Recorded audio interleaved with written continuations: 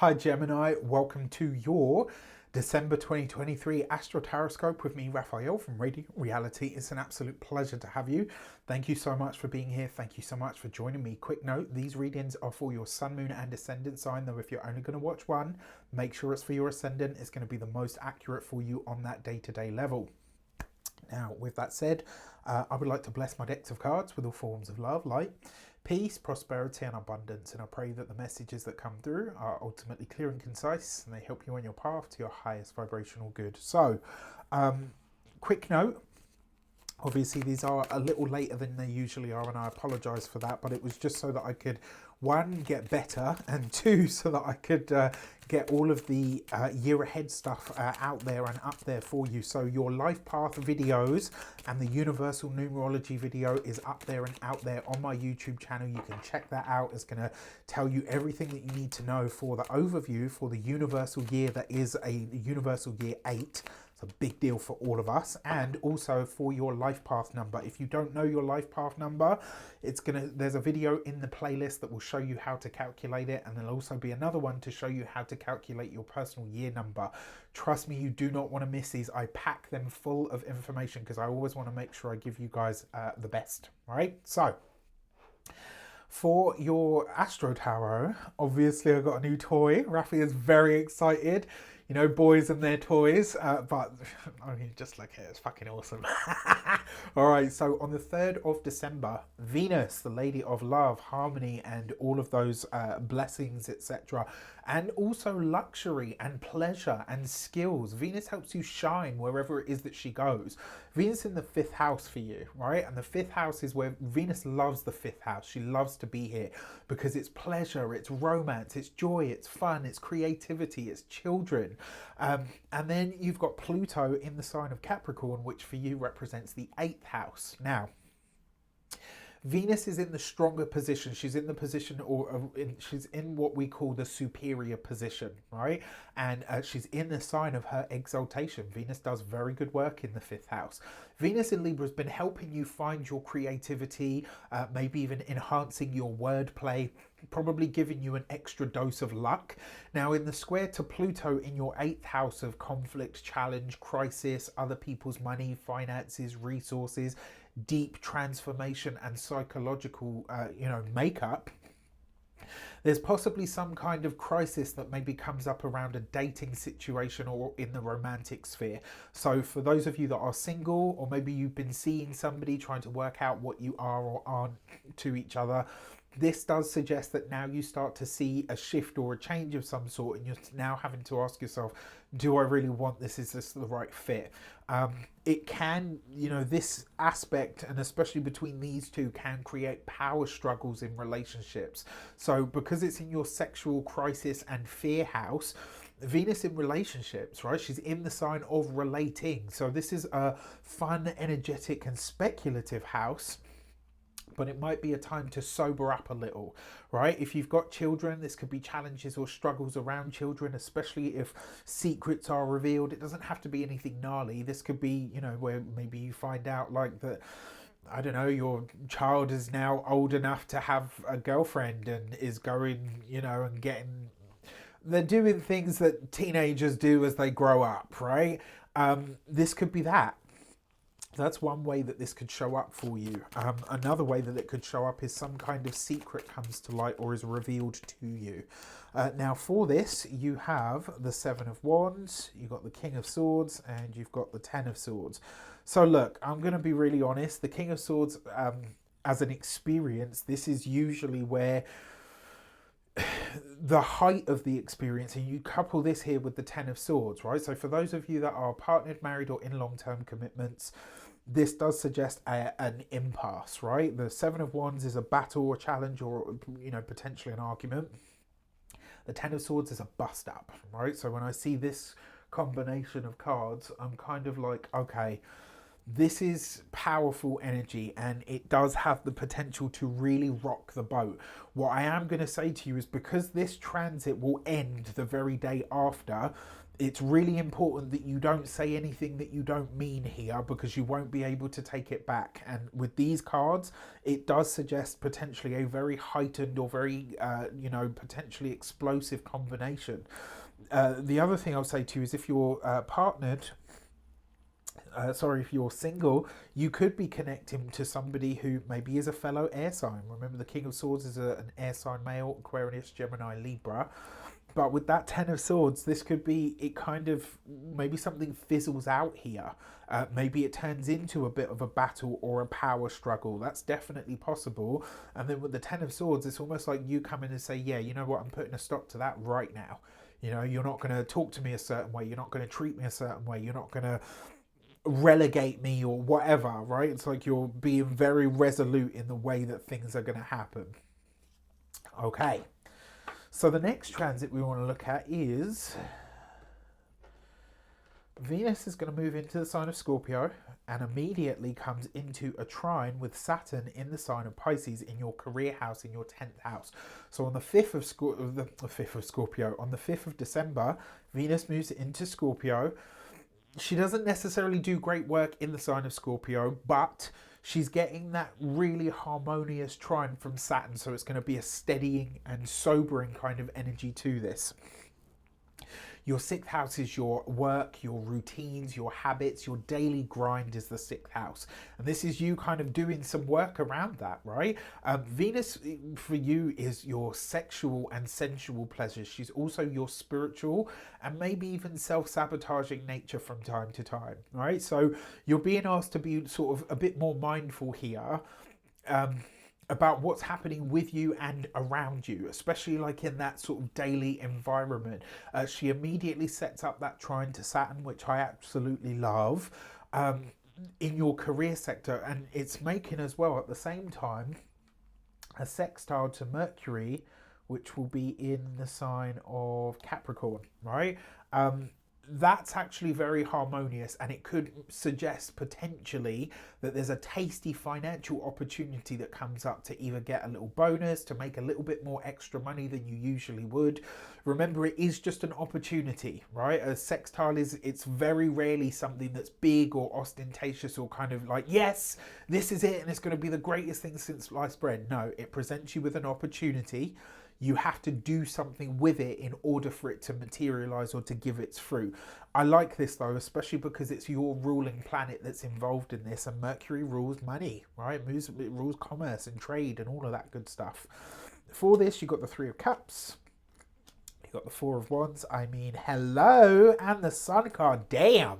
So look, this could be wonderful, and whatever opportunities present themselves to you from around the, let's say the 5th to the 10th of the month, whatever presents itself to you in that time, if you act on it and you move on it, the results are fantastic. Now, what I like as well is because you've got the 3 of Wands with the 3 of Cups with the 4 of Wands, this is a celebration or a get-together. So you might actually be going to a party, a get-together, maybe a gathering of some sort. So you're not really expecting the opportunity that comes up, but it will present itself to you while you're socializing. You're having an absolute blast at this time, and then all of a sudden, boom, this opportunity drops in your lap, and it's like, okay, if you do nothing with it, maybe it's just a really awesome tip that somebody gives you. Fantastic. It is what it is. No, thank you.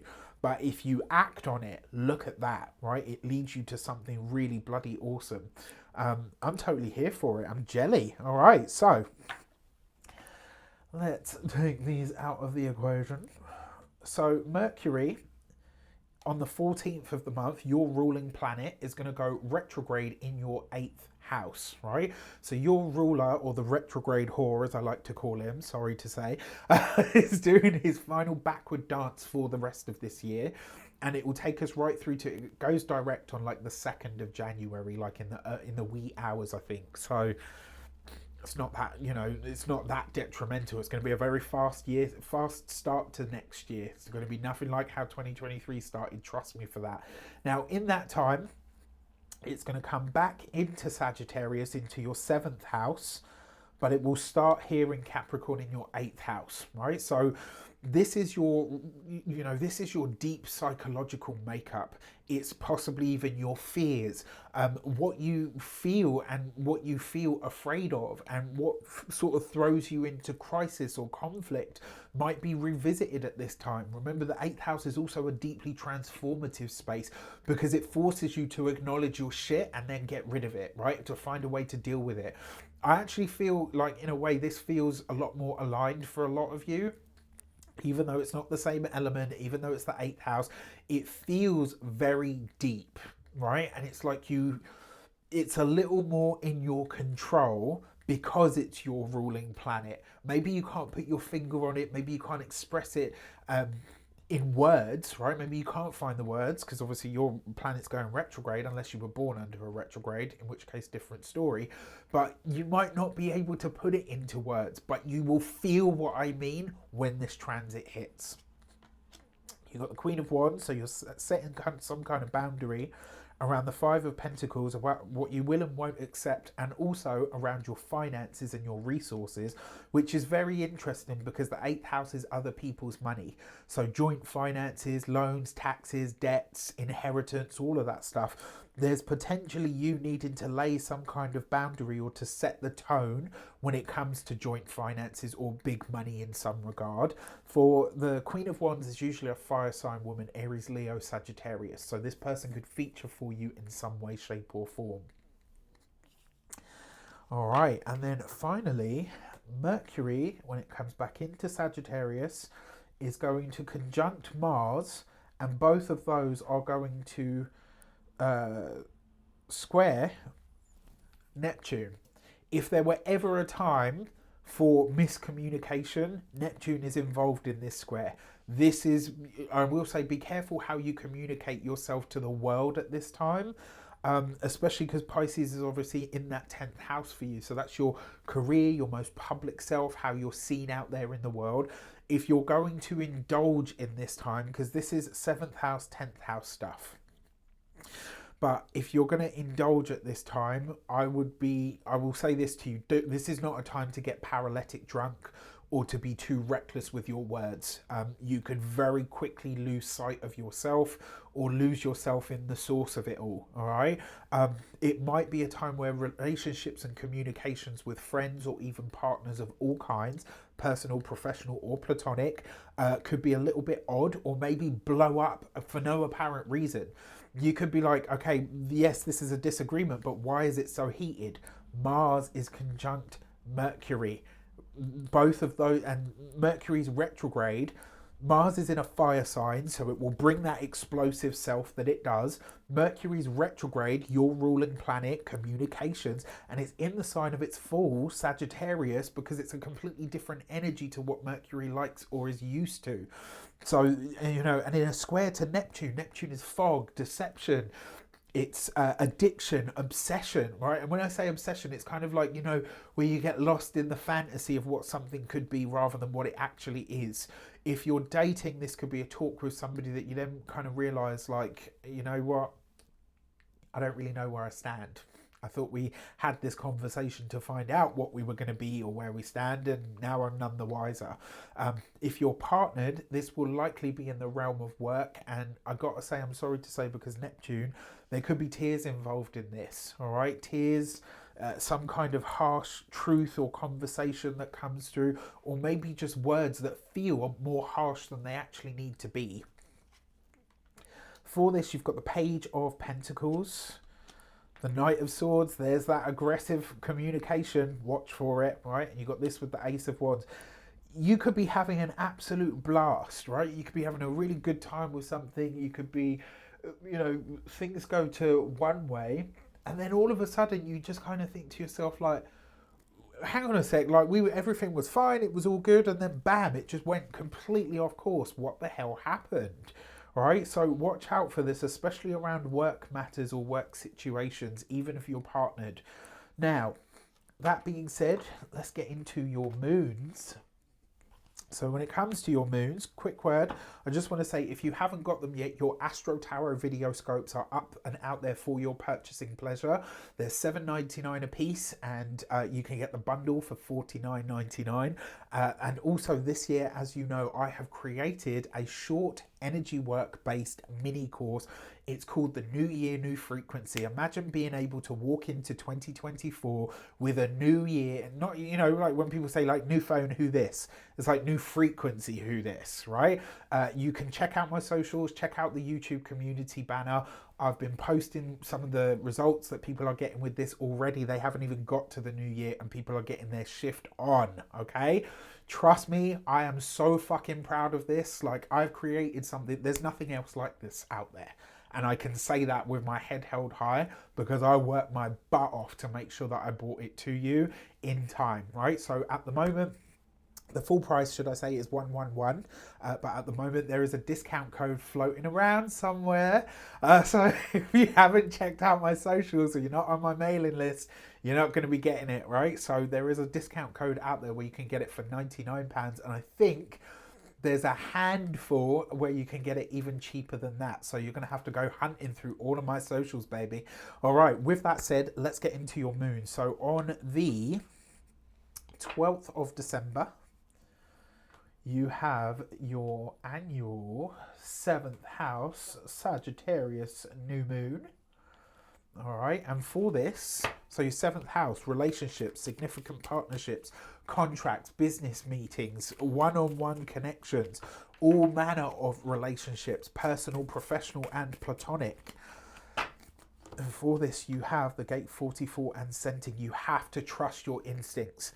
You know, if this is your instinct saying, you know what, this is my person, you jump in. If your instincts are saying this is not the business deal for you, this is not the right job, this is not the right whatever the case might be, then you need to listen to yourself and you need to trust yourself. Your instincts will be sharp at this time, even if this is energy right across the sky from you, right? The other thing as well, interestingly enough, the gate 44 is a money card. You've got to trust your nose when it comes to the lucrative decisions that you could be making. And then finally, your full moon, which for you is happening in your 2nd house of money, finances, and resources, the full moon in Cancer. That's your money routine. Sorry, your 2nd house is your money, finances, resources, but it's also your self-esteem, how you feel about yourself, which, if you've been with me long enough, you will have heard me say, is directly linked to how much money you can make, hold, and store. All right, and for this, you've got the gate 11 and ideas. It's going to be through your own ideas, through your own endeavors, through your own smarts that you are able to make more money moving forward. And whatever work you've done on creating, generating, or even drawing wealth to you, you're likely to have a peak experience about it right here. And that gate 11, the message behind that card is you don't know how far the ripples of your ideas go, all right? Like whatever you have done, created, brought into the world, whatever you've been manifesting in terms of your money, not only are you likely to see the rewards, but you haven't even seen all of the ripples that you've been able to create just yet, all right? Now, whatever you do or don't celebrate, whether it's, Yule, Hanukkah, Kwanzaa, or Christmas, from my heart to yours, I wish you an abundance of all of that good stuff. Thank you so much for all of your support throughout this year and beyond. For those of you that have been with me longer, it means the absolute world. I wish you all of the best. Take care, and I'll see you soon.